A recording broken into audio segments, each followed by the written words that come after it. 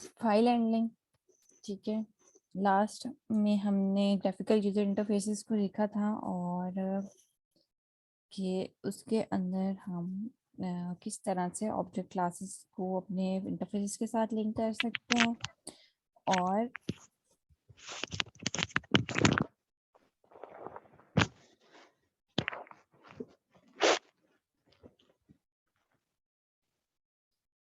उसको हम किस तरह से अपने बिजनेस क्लासेस को लिंक करते हैं, ग्राफिकल यूजर इंटरफेसेस को आपस में कैसे लिंक करते हैं, ये चीज़ें हम देख चुके हैं।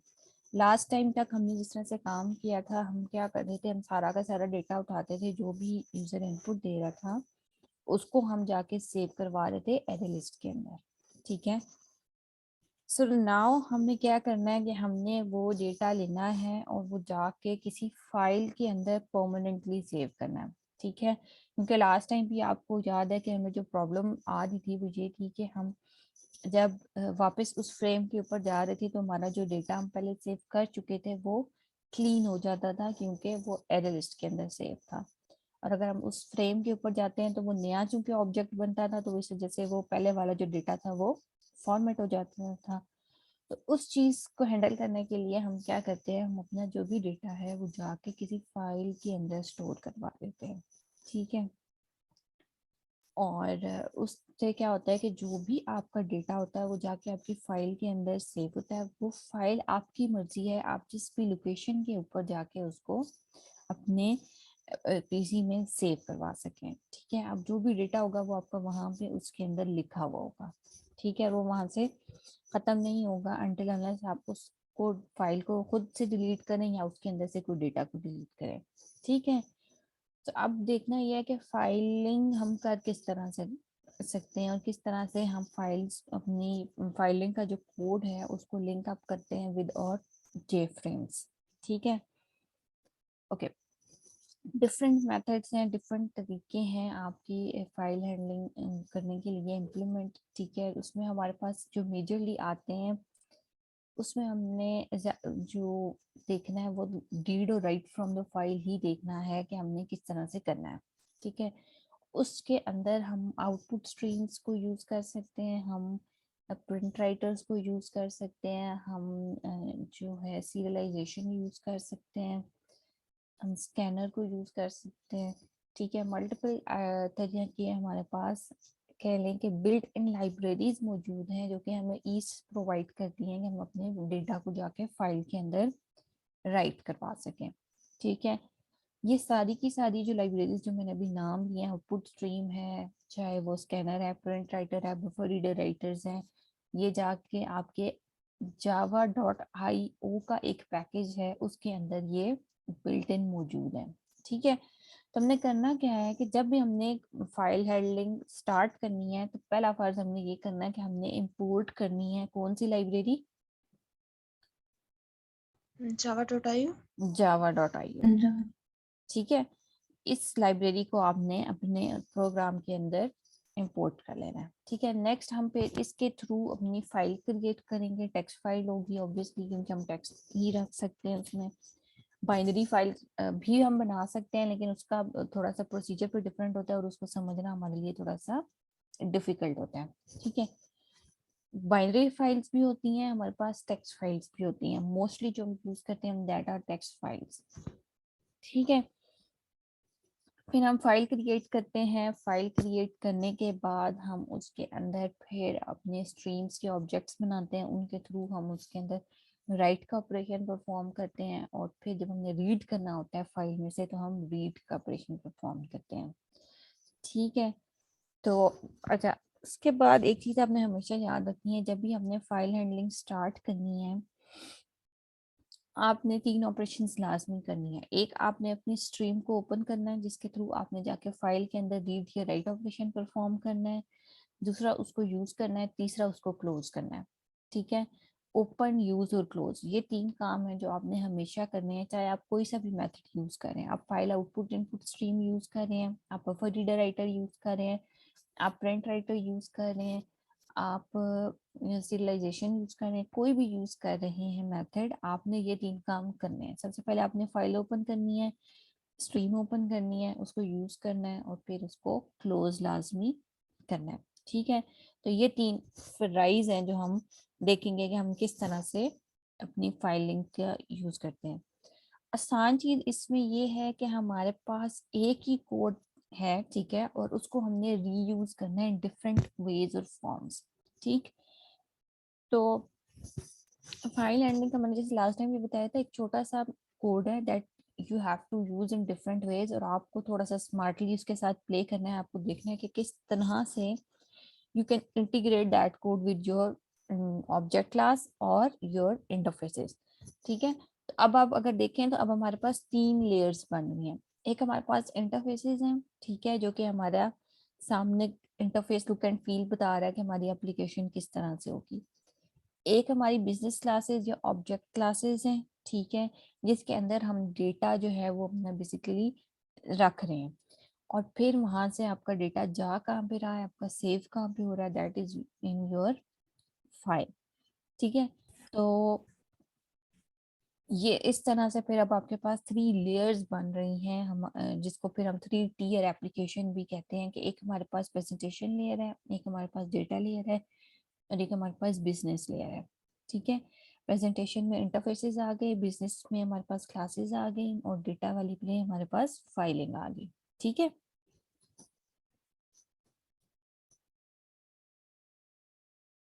ठीक, यस मैम। ओके। एडवांटेजेस क्या है, परमानेंट कॉपी है हमारे पास, वही बात है कि डेटा सेव रहता है डेटा यूज के लिए। Output from one program can be use to input into another. Input can be automated, हम बजाय इसके कि हम मैनुअली डेटा एंटर करें बार बार, वहां से वो हम एक ही गो में उसको रीड करवा सकते हैं। ठीक है, और डेटा जो है वो हमारे पास सेव भी रहता है। स्ट्रीम क्या है, stream is an object that either delivers that data to its destination. ठीक है, हम चाहे सिस्टम डॉट आउटपुट स्ट्रीम की बात करें, ठीक है, जिसके थ्रू हम अपनी स्क्रीन के ऊपर अपना डेटा डिस्प्ले करवाते थे जब तक हम कंसोल के ऊपर काम कर रहे थे, या हम फाइल के अंदर की बात करें।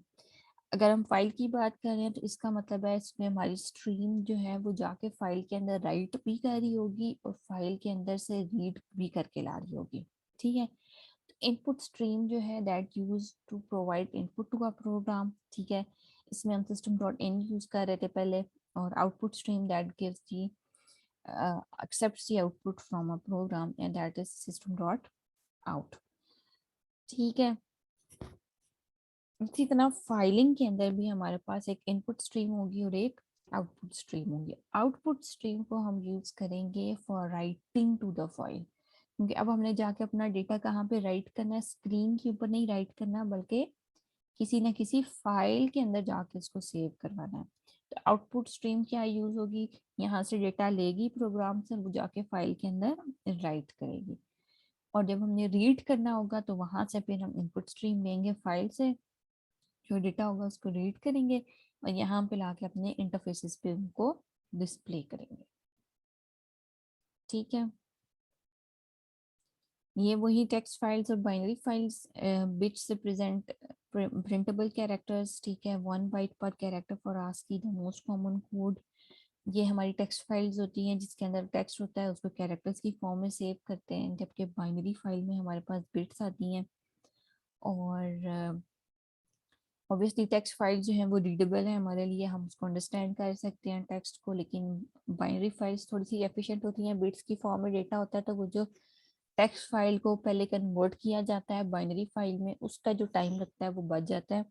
लेकिन ऑब्वियसली वो चूंकि हमारे लिए इजी टू अंडरस्टैंडिंग होती है तो हम मोस्टली टेक्स्ट फाइल पे ही काम कर रहे होते हैं। ठीक है, yes ma'am. Okay. important classes for the text file output to the file। Output के जैसे मैंने भी आपको बताया कि जब हमने फाइल के अंदर राइट करना होता है तो हम आउटपुट यूज करते हैं, तो उसके लिए जैसे मैंने पहले कहा कि प्रिंट राइटर हम यूज करेंगे, या फाइल आउटपुट स्ट्रीम हम यूज कर सकते हैं। इसी तरह अगर हमने रीड करना है फाइल से डेटा, ठीक है, फाइल के अंदर डेटा मौजूद है और उसको रीड करके लाना है, उसके लिए हम रीडर्स यूज करते हैं। बफर रीडर्स, फाइल रीडर्स, ये हम आगे देखेंगे, स्कैनर्स या जो भी हम यूज करते हैं। File output stream and file reader take file names, जबकि print writer and buffer reader provides useful methods for easier writing and reading.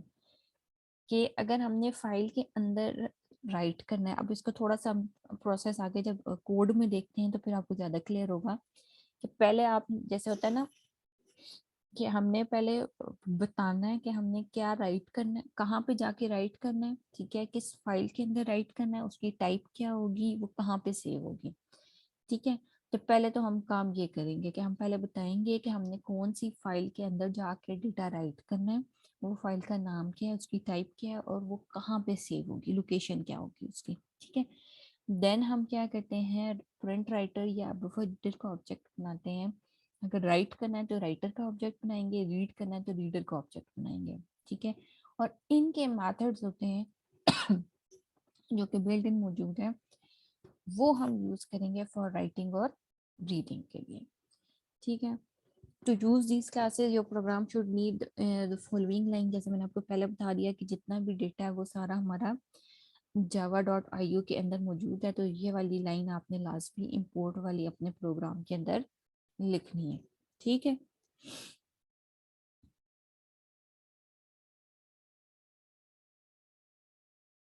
ठीक। Yes, ma'am. Yes, ma'am.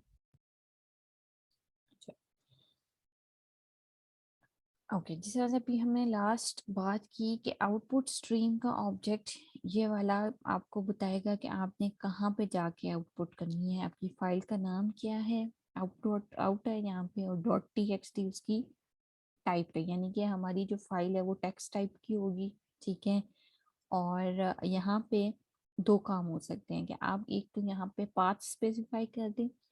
Path कैसे कि लोकल, आपने फॉर एग्जांपल ई के अंदर कोई folder था, उस लोकल डिस्क ई में आपने उस फोल्डर का नाम फिर स्लैश डाल के जो भी फोल्डर का नाम है उसके अंदर आप वो जाके फाइल को राइट करवा सकते हैं। ठीक है, दूसरा काम क्या है, अगर आप यहाँ पे कोई भी पाथ स्पेसिफाई नहीं कर रहे, तो जहाँ पे आपका ये जो प्रोजेक्ट है जिस पे आप अभी काम कर रहे हैं, पैकेज पड़ा हुआ है, उसी के अंदर फाइल क्रिएट हो जाएगी।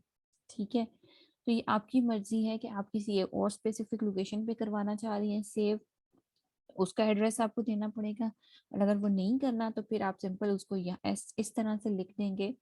तो अभी जहाँ पे आपके नेटबीन्स के प्रोजेक्ट्स पड़े हुए हैं और ये जो प्रोजेक्ट पड़ा हुआ जिस पे आप काम कर रहे हैं उसके अंदर ही फाइल क्रिएट हो जाएगी। ठीक है, तो सबसे पहले आपने फाइल आउटपुट स्ट्रीम का ऑब्जेक्ट बनाया, फिर उसके बाद प्रिंट राइटर का ऑब्जेक्ट बना के उसके अंदर इसको पास कर दिया। ठीक है, तो आउटपुट स्ट्रीम ने हमें बता दिया कि कौन सी फाइल है, किस नाम से है, कहाँ पे है, और उसकी जो है वो टाइप क्या है। प्रिंट राइटर फिर हम उसको बता देंगे कि भाई आपने इसके अंदर जाके राइट करना है। ठीक है, ये फाइल है का ऑब्जेक्ट है, इसके अंदर जाके आपने अपना डेटा सेव करना है। वो उसको लेगा, उसके अंदर ओपन करेगा उसको स्ट्रीम को, और वहां पे जाके फाइल के अंदर राइट करना शुरू कर देगा। ठीक है, Yes, ma'am. ये कुछ इस तरह से आपकी हिरारकी बनती है। ठीक है, मेमोरी से पहले प्रिंट राइटर के अंदर, फिर फाइल आउटपुट स्ट्रीम, और फिर डिस्क के अंदर जाके आपकी फाइल जो है वो सेव हो जाती है। ठीक है, Yes, ma'am. Okay, output stream ये हमने ऑब्जेक्ट बनाया, इसके साथ हमने ये प्रिंट करवा दिया। हम फॉर्मेट कर सकते हैं, फ्लश कर सकते हैं और क्लोज कर सकते हैं। जैसे मैंने आपको कहा कि हमने स्ट्रीम को ओपन किया, उसको यूज किया और फिर उसको क्लोज किया, तो उसको क्लोज करने के लिए हम क्लोज का मेथड यूज करते हैं। और flush is use to write buffered output to disk, कि जब हम उसको फ्लश करते हैं तो उसके अंदर उस टाइम पे स्ट्रीम के अंदर जो भी डेटा होता है वो जाके आपकी डिस्क के अंदर सेव हो जाता है, और आपका जो स्ट्रीम है वो क्लियर हो जाती है। ठीक है, सो दैट कि उसके अंदर मजीद डेटा जो है वो हम लेके आए और उसको फिर जाके हम राइट करते जाएं डिस्क पे।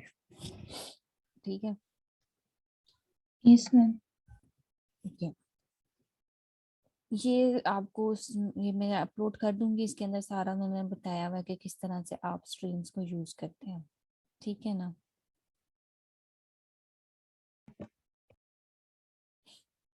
अभी हम चलते हैं कोड पे और वहाँ देखते हैं कि हमने किस तरह से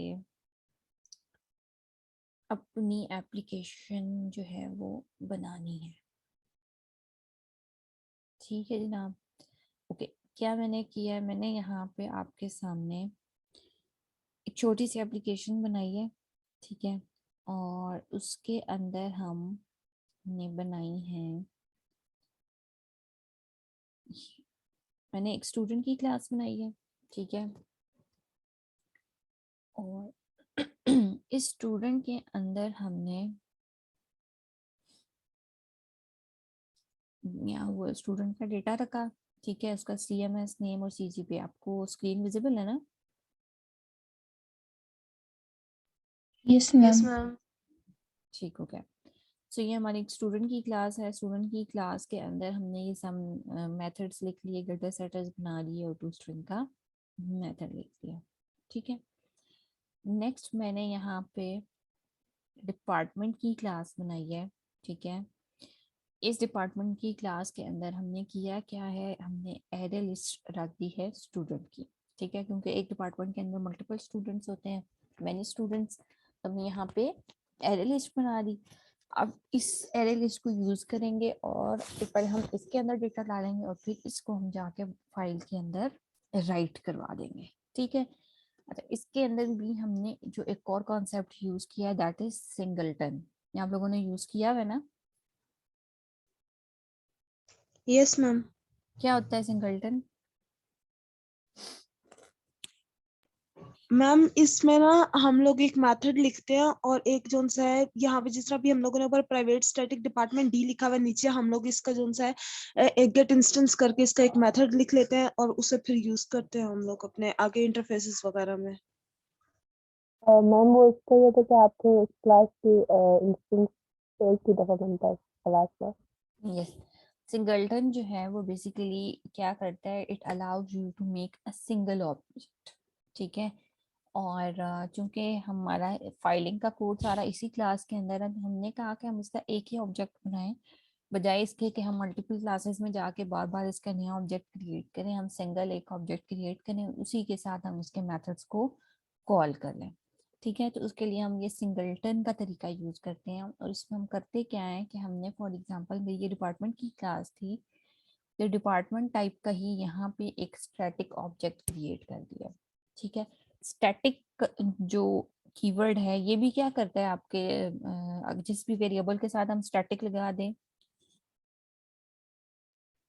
उसकी मैम मैम उसका ऑब्जेक्ट बनाने के बजाय हम उसको एक्सेस कर सकते हैं। डायरेक्ट एक्सेस कर सकते हैं। अगर क्लास के साथ लगा दें तो हम क्लास को डायरेक्ट एक्सेस कर सकते हैं विदाउट रेफरेंसिंग या without object.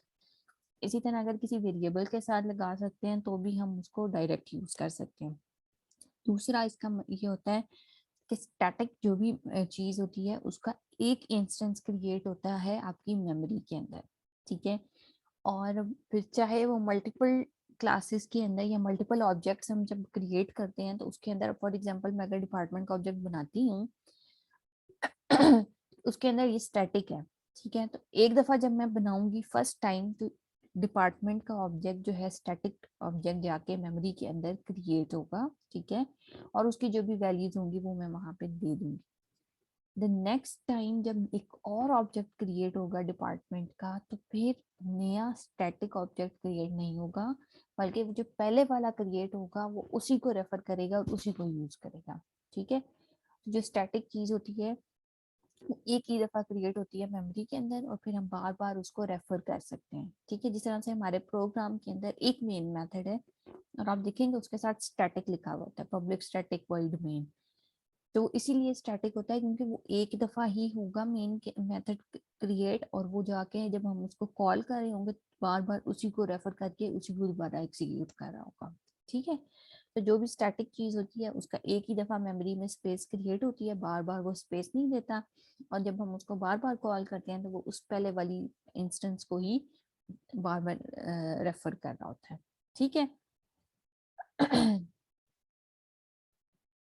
Yes ma'am. Okay, ठीक। अब मैंने इसमें चूंकि फाइलिंग करनी थी तो मैंने यहाँ ऊपर सबसे पहले जिस आप लोगों को बताया कि मैंने इंपोर्ट कर लिया java.io.static, ठीक। और इसके बाद प्रिंट राइटर भी, एरे लिस्ट भी और स्कैनर भी, ये सारी चीजें मैंने यहाँ पे इंपोर्ट कर ली हैं, ठीक है। और यहाँ पे चूंकि मैंने फाइल के अंदर रीड और राइट करना था, तो मैंने यहाँ पे प्रिंट राइटर का ऑब्जेक्ट भी बना लिया और स्कैनर का भी, ठीक। जी। ओके, नेक्स्ट हमने क्या किया है, इसके कंस्ट्रक्टर के अंदर हमने सबसे पहले तो अपनी जो एरे लिस्ट थी उसको इनिशियलाइज किया, ठीक है। उसके बाद जो ये मेरे स्ट्रीम के ऑब्जेक्ट्स थे इनको हमने इनिशियलाइज किया, ठीक। तो प्रिंट राइटर के ऑब्जेक्ट्स बनाया, प्रिंट राइटर के ऑब्जेक्ट को हमने क्या बताना है कि भैया आपने जाके राइट करना है डेटा, लेकिन कहाँ पे, किस फाइल के अंदर, वो हमें ये फाइल राइटर बताएगा, ठीक। तो मैंने इसका नाम department.txt ही रखा है, ठीक है। और आप देखेंगे मैंने यहाँ पे कोई पाथ स्पेसिफाई नहीं किया। तो इसका मतलब है कि जहाँ पे मेरे नेटबीन्स के प्रोजेक्ट्स पड़े हुए हैं और मेरा ये जो प्रोजेक्ट है लैब 14 के नाम से ये सेव होगा, इसी के अंदर मेरी ये फाइल क्रिएट हो जाएगी, ठीक है।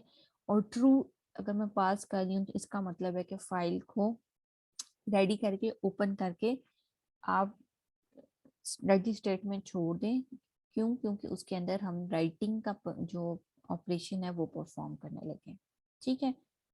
ये समझ आ गई? आप चाहें तो इसका अलग से ऑब्जेक्ट भी बना सकते हैं, ठीक है। पहले फाइल राइटर को ऑब्जेक्ट बनाए और फिर उसको यहाँ पे पास कर दें, या आप डायरेक्ट इस तरह से लिख लें, दोनों तरीके से काम हो सकता है, ठीक है।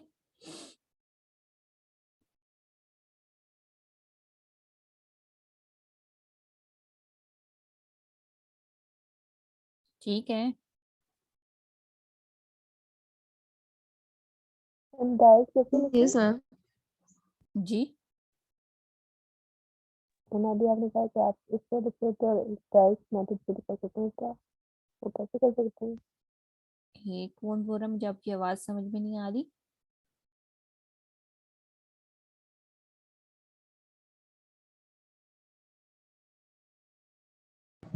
मैम ये हम पूछ रहे हैं कि ये डायरेक्ट किस तरह से करना है, वो समझ नहीं आ रहा।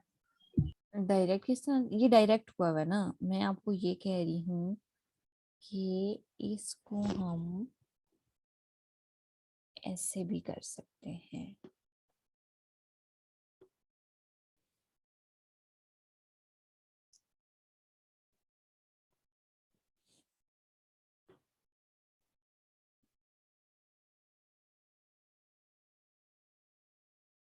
जी, कि आप यहाँ पे इसका पहले ऑब्जेक्ट बनाएं, आप ये काम भी कर सकते जी। हैं।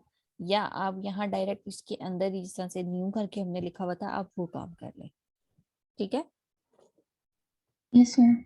दोनों तरह से हम काम कर सकते हैं, ठीक।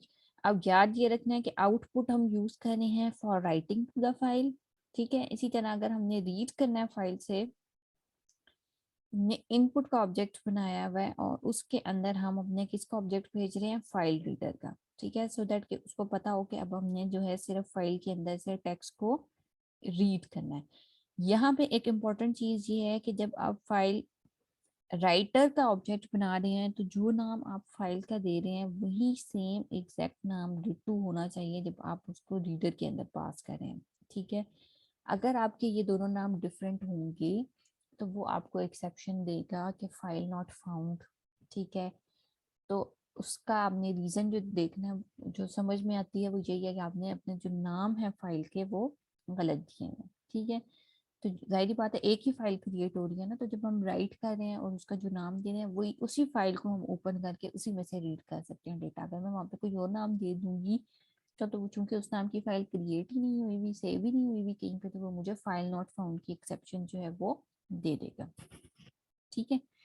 यहाँ पे मैंने जी अपने मैम। स्ट्रीम के ऑब्जेक्ट्स को ओपन कर लिया, आउटपुट को मैंने राइटिंग के लिए यूज करना है और इनपुट को मैंने अपने रीडिंग के लिए यूज करना है, ठीक है। नेक्स्ट जी मैम। हमने क्या किया हुआ है, अच्छा ये जो चीज है ना ट्राई और कैच, ये क्या है? ये लास्ट टाइम भी हमने थोड़ा सा डिस्कस किया था कि मोस्ट ऑफ द टाइम्स ऐसे होता है कि जब हम काम कर रहे होते हैं हमारे प्रोग्राम के अंदर कोई एरर आता है, कोई एक्सेप्शन आती है, तो हमारा प्रोग्राम जो है वो क्रैश कर जाता है और आपका जो वो नीचे एक रेड रेड सी वो लाइंस लिखी हुई आ जाती हैं कि इस लाइन के ऊपर आपकी एक्सेप्शन आ गई है। ठीक है, उस एक्सेप्शन को हैंडल करने के लिए हमें जावा एक मेथड या एक तरीका प्रोवाइड करती है, दैट इज एक्सेप्शन हैंडलिंग और ट्राई कैच। ठीक है, ये आईओ एक्सेप्शन की एक हमारे पास बिल्ट इन लाइब्रेरी मौजूद है जिसके अंदर मल्टीपल टाइप्स ऑफ एक्सेप्शंस को हैंडल करने के लिए कुछ ना कुछ दिया गया है। ठीक है, हम क्या करते हैं कि जिस भी पीस ऑफ कोड पे हमें डाउट होता है कि इसके अंदर कोई एरर या एक्सेप्शन रेज हो सकती है और उसकी वजह से मेरा प्रोग्राम जो है वो क्रैश कर सकता है, मैं उस कोड को उठाती हूँ और उसको इस ट्राई ब्लॉक के अंदर रख देती हूँ। ठीक है, कोई भी कोड हो सकता है, कोई अगर कहीं में कोई मैथमेटिकल कैलकुलेशन हो रही है मेरी, कोई इस तरह से प्रोसेसिंग हो रही है, डिवीजन हो रही है, मल्टीप्लिकेशन या कुछ भी इस तरह का काम हो रहा है, मुझे लग रहा है कि इसमें कोई एक्सेप्शन या कोई एरर आ सकता है, तो उस कोड को मैं हमेशा किस में लिखूंगी, ट्राई के ब्लॉक में। ठीक है, इन केस ट्राई करते हैं, अगर इस चल गया तो ठीक है, लेकिन अगर एक्सेप्शन आ गई तो फिर हम क्या करेंगे। अगर एक्सेप्शन आ गई तो फिर हम उस एक्सेप्शन को करते हैं कैच। ठीक है, के बजाय इसके कि हमारा प्रोग्राम जो है वो क्रैश कर जाए और आगे प्रोसीड ही ना करे, हम इस एक्सेप्शन को कैच करते हैं।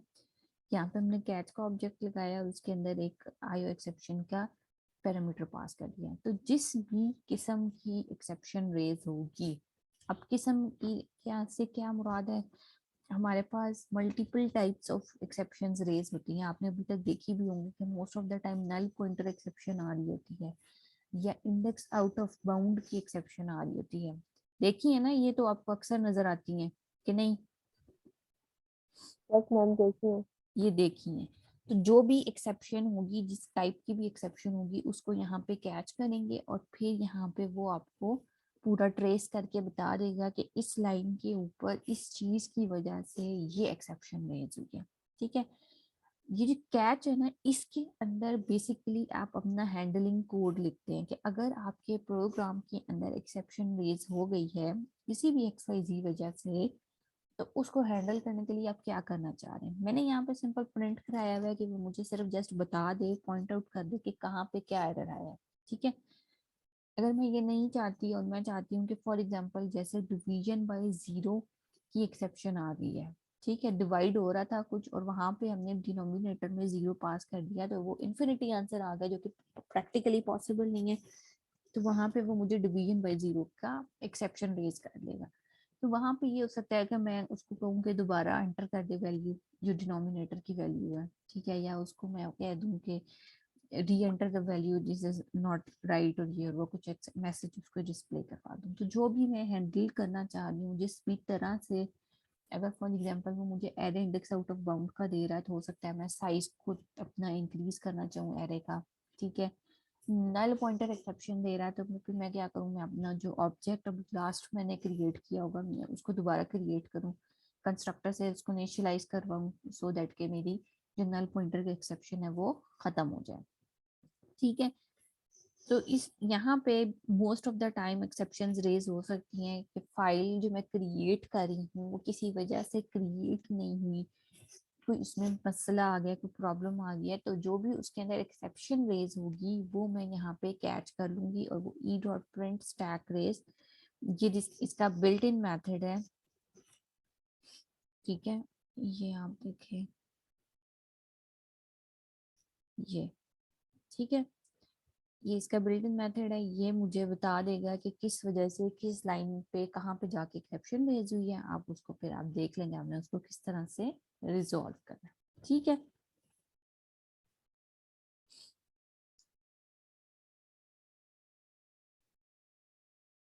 ठीक है, यस मैम।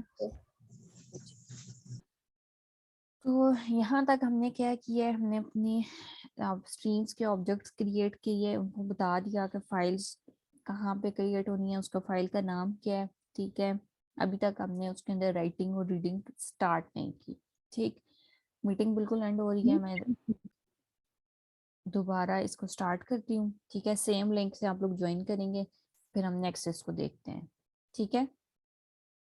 जी मैम।